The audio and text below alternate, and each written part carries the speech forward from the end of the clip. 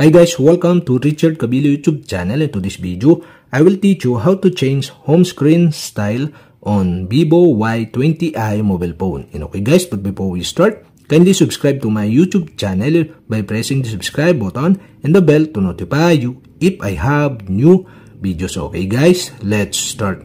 So okay guys, all you have to do is go to setting in your ViVO Y20i mobile phone. In settings, okay, go to home screen, lock screen, and wallpaper. In home screen, lock screen, and wallpaper, okay, you can see the home screen settings. Okay, you'll have to do stop this. And okay guys, here in home screen settings, you can see the home screen style. And okay guys, the home screen style is set into drawer style. To change this, you'll have to do is stop this. And you can see the option, okay, you can change into a standard style, okay. You can tap the square button on the right side of this to select the standard style.